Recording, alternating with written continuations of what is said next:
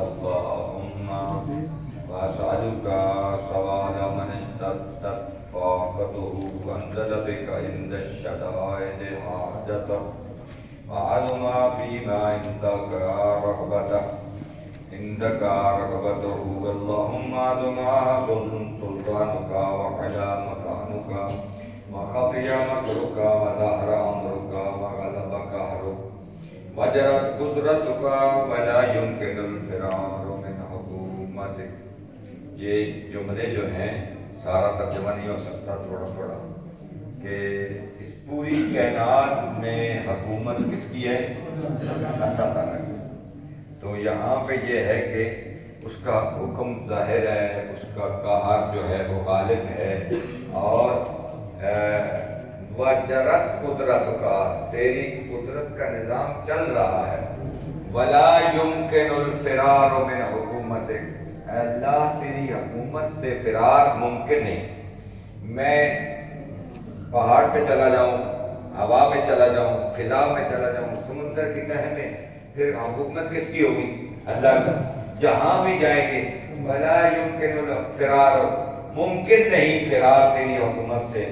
جہاں پھر جب میں اتنا عاجز ہوں پھر گناہ کیسا، پھر تکبر کیسا، جب میں کچھ کر ہی نہیں سکتا. جہاں جاؤں گا حکومت اس مالک کی ہے، تو پھر میری زندگی ایسی ہونی چاہیے جس سے میرا مالک راضی ہو، جس سے میرا رب راضی ہو، جس سے میرا خالق راضی ہو، جس سے میرا خدا راضی ہو. میں تو مخلوق ہوں. ولا يمكن الفرار من حکومتک اللہم لا اجد لذنوبی غافرا ولا لقبائی ساترا. اللہ، یا اللہ میں جو اپنے گناہوں کے لیے بخشش دینے والا ہوں اور برائیوں کے لیے پردہ پوشی کرنے والا ہوں، یعنی میں نہیں چاہتا میں نے جو غلطی کی ہے، برائی کی ہے، اس سے وہ کسی کو پتہ چلے. کیا بندوں سے چھپا لوں گا؟ کیا اللہ سے بھی چھپا سکوں؟ نہیں، کبھی ممکن نہیں ہے. اللہ، ایک تو یہ فرشتے انٹیلیجنس کے نمائندے لکھ رہے ہیں، لیکن یہ نہ بھی ہو، کیا اللہ کی قدرت نہیں ہے کہ ہر چیز کو جاننے والا ہے؟ میرا تو ایمان ہے کہ اللہ ہر چیز، ہر وقت، تو میرے نشے و فراز کو بھی سمجھتا ہے، میری چھپ کے کام کرنے والے چیزوں کو بھی سمجھتا ہے، اظہار کرنے والوں کو بھی سمجھتا ہے. تو پھر اگر ماہ مبارک میں کسی کی مدد کرنی ہے تو اللہ جانتا ہے. پھر فوٹو کیسی، پھر سیلفی کیسی، پھر فیس بک کیسا.